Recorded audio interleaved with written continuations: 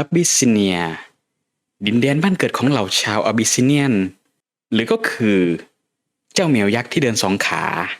มีสติปัญญาและความฉลาดหลักแหลมจนดูเหมือนพวกเจ้าเล่ห์ซึ่งก็ว่ากันว่าเป็นเผ่าพันธุ์ที่เชี่ยวชาญด้านการค้าขายโดยธรรมชาติมากที่สุดแล้วบนทวีปซิบิก้า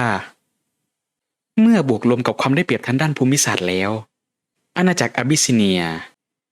จึงมีความมั่งคั่งร่ำรวยมากมาตั้งแต่ครั้นบรรพกาลจากหลักฐานทางประวัติศาสตร์อาณาจักรอับบิสซิเนียถูกก่อตั้งครั้งแรกในช่วงปี 107 BLB พร้อมๆกับการสถาปนาราชวงศ์คราวโวมนิกหนึ่งในราชวงศ์ที่มีความเก่าแก่ยาวนานมากที่สุดแล้วบนโลกใบนี้ซึ่งในช่วงเวลานี้อาณาจักรอับบิสซิเนียนั้นยังไม่มีการรวมศูนย์อำนาจอาณาจักรที่ชัดเจนเนื่องด้วยกลุ่มผู้ครองอำนาจนั้นจะมีการเคลื่อนย้ายเพื่อไปปกครองทั่วทั้งอาณาจักรเพื่อเพิ่มประสิทธิภาพในการปกครองและบริหารที่นับว่าแตกต่างจากอาณาจักรเพื่อนบ้านในช่วงเวลานั้นเป็นอย่างมากและเมื่ออาณาจักรอับบิสซิเนียเริ่มมั่นคงและเข้มแข็งมากขึ้นก็ได้มีการขยายอำนาจไปยังอาณาจักรเพื่อนบ้านไม่ว่าจะเป็นแคว้นเมนดาลูเซียจากอาณาจักรแมจิเปียนในช่วงปีที่ 10 ถึง 12 ALB หรือการยึดอาณาจักรของพวกลาอย่างเอสไทเลียกับแอนซรักในช่วงปี 150 ALB แต่ต่อมาในปี 400 ALB อาณาจักรเซเดิร์นอาราเบียที่เข้มแข็งกว่าก็ได้เข้าตีแอสเทเรียกับแอสรักก่อนที่ในปี 672 ALB เซเดิร์นอาราเบียก็ได้ทำการรุกรานครั้งใหญ่จนอาณาจักรอับบิสซิเนีย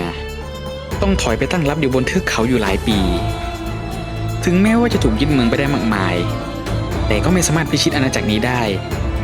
เนื่องด้วยไม่สามารถจับตัวราชวงศ์ได้นั่นเองทำให้ในท้ายที่สุดเพื่อยุติสงครามอับบิสซิเนียจึงยอมไปรับบรรณาการส่วนแคว้นแมนดาลูเซียนั้นก็ให้แยกเป็นเมืองขึ้นโดยตรงต่อเซเดิร์นอาราเบียด้วยประชากรส่วนใหญ่นั้นล้วนเป็นโพนีจากความตกต่ำที่เกิดขึ้นทำให้ราชวงศ์คราวโวมนิกถูกยึดอำนาจโดยเหล่าขุนนางราชวงศ์แคทเวย์แทนในช่วงปี 750 ALB เริ่มต้นยุคมืดของอับบิสซิเนียหรือยุคขุนนางครองเมืองนั่นเองและหลังจากผ่านความทุกข์ยากมานานหลายปีในปี 901 ALB ราชินีเมโวโดราที่ 2ได้ฟื้นฟูราชวงศ์คราวโวมนิกคืนสู่อำนาจพร้อมยกเลิกการส่งบรรณาการไปยังเซเดิร์นอาราเบียเริ่มยุคสมัยแห่งความรุ่งโรจน์ด้วยการปฏิวัติอุตสาหกรรมขนาดใหญ่ภายใต้การช่วยเหลือจากอาณาจักรวิงบาร์ดีพร้อมประกาศยกเลิกทาสแต่ก็แค่สลับเผ่าพันธุ์อับบิสซิเนียเท่านั้นนะส่วนเผ่าอื่นก็ยังคงเป็นทาสในอุตสาหกรรมอยู่ดีจากนั้นก็มีการสถาปนาเมืองหลวงตามอย่างรัฐสมัยใหม่ณเมืองเพนเทรานั่นเองในปี 979 ALB วิงบาร์ดีได้เจรจาซื้อเกาะเพอร์เซียและกับการมอบทุนและความช่วยเหลือจำนวนมากซึ่งตรงนี้นี่เองทำให้วิงบาร์ดีได้เมืองท่าสำคัญที่จะเปิดเส้นทางการค้าในทวีปซิบิก้าให้รุ่งเรืองมากยิ่งขึ้นแต่ในปี 988 ALB จากความวุ่นวายเนื่องด้วยเหตุการณ์ประกาศเอกราชของแมจิกอาณาจักรอับบิสซิเนียได้ส่งกองกำลังยึดแคว้นแมนดาลูเซียจนเกิดการปะทะกันกับอาณาจักรแมจิกก่อนที่จะมีการยอมหยุดยิงและแบ่งการปกครองของแคว้นแมนดาลูเซียเป็น2ส่วนในปี 998 ALB ราชาโกเมสผู้เป็นหลานของราชินีเมโวโดราที่ 2ขึ้นครองราชย์ด้วยความหวังในการปกครองอาณาจักรอับบิสซิเนียให้เจริญรุ่งเรืองยิ่งขึ้นกว่าเดิมแต่ก็ดูเหมือนชะตาจะไม่เป็นใจในปี 1004 ALB กองทัพเรือบินของสตอร์มคิงรุกรานอับบิสซิเนียถึงแม้ว่าจะมีการพยายามต่อต้านแต่ในท้ายที่สุดเมืองหลวงของอับบิสซิเนียก็ถูกตีแตกทรัพย์สมบัติจำนวนมหาศาลในท้องพระคลังที่ถูกสะสมมานานหลายชั่วรุ่นถูกปล้นเอาไปจนหมดแม้ว่ากองทัพของสตอร์มคิงจะยอมถอยไปแต่ก็ทำให้อับบิสซิเนียในตอนนี้ตกอยู่ในภาวะวิกฤตย่ำแย่หนักมากซ้ำยังถูกวิงบาร์ดียึดเมืองท่าแคทเทนไว้เป็นหลักประกันอีกทำให้ในตอนนี้อับบิสซิเนียตกอยู่ในภาวะวิกฤตที่ยากจะก้าวผ่านไปได้ไม่ว่าจะเป็นศึกภายนอกที่พร้อมจะเกิดขึ้นได้ตลอดเวลาหรือศึกภายในที่เกิดจากเหล่าขุนนางที่พร้อมจะตลบหลังเพื่อยึดอำนาจได้ทุกเมื่อหรือเหล่าทาสที่ก็พร้อมจะลุกฮือขึ้นเช่นกันและที่สำคัญเหนือสิ่งอื่นใดในตอนนี้ สภาพจิตใจของราชาโกเมสอยู่ในสภาพย่ำแย่เต็มทนจนไม่แน่ใจว่าจะสามารถเยียวยาได้เช่นไรหรือว่านี่จะเป็นจุดสิ้นสุดของราชวงศ์คราวโวมานิกที่ในตอนนี้กำลังจะถูกลบหายไปจากหน้าประวัติศาสตร์ก็เป็นได้ก็จบไปแล้วนะครับสำหรับเรื่องราวของประวัติศาสตร์โดยคร่าวๆของประเทศอาบิสซิเนียซึ่งสำหรับประเทศอาบิสซิเนียนี้ก็เป็นอีกหนึ่งประเทศนะที่ผมค่อนข้างชอบเล่นมากเลยรองจากทางพวกกิเลียแล้วก็ฮิปโปกิเฟียถือว่าเป็นผมยอมรับเลยนะประเทศในแถบพวกทวีปซิบิก้านี่เรื่องเนื้อเรื่องต่างๆเรื่องอะไรต่างๆพวกนี้ถือว่าระบบต่างๆค่อนข้างน่าสนใจและดีมากเมื่อเทียบกับในส่วนของทั้งอีควินแล้วก็กิฟฟเนียเนี่ยคือระบบมันค่อนข้างใหม่และล้ำกว่าแต่ก็ไม่แปลกใจแล้วนะคือเดี๋ยวน่าจะปีนี้แหละเดี๋ยวทางอีควินก็จะมีการอัปเดตใหญ่แล้วเป็นการรีเวิร์กหลายอย่างเลยซึ่งถ้ารีเวิร์กทั้งหมดเมื่อไหร่นี้ก็ผมอาจจะได้มานั่งเราทำเนื้อเรื่องใหม่โดยเฉพาะของอีควสเทียนี่แหละ ส่วนสำหรับอาบิสซิเนียเนี่ยก็คือเริ่มแรกก็อย่างที่เห็นนะคิงโกเมสเราที่ตอนนี้ก็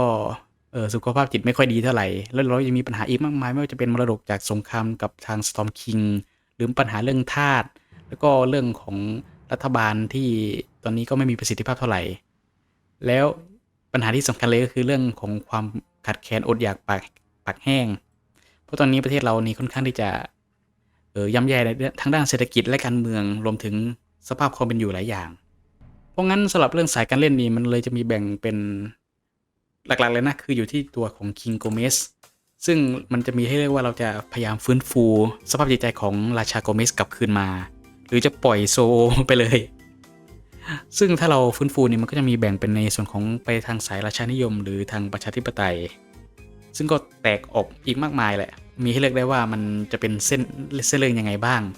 แต่ถ้าเราปล่อยไปเลยเนี่ยมันก็จะมีเป็นตัวเลือกคือมันจะมีเป็นผู้นำอย่างแคทติน่า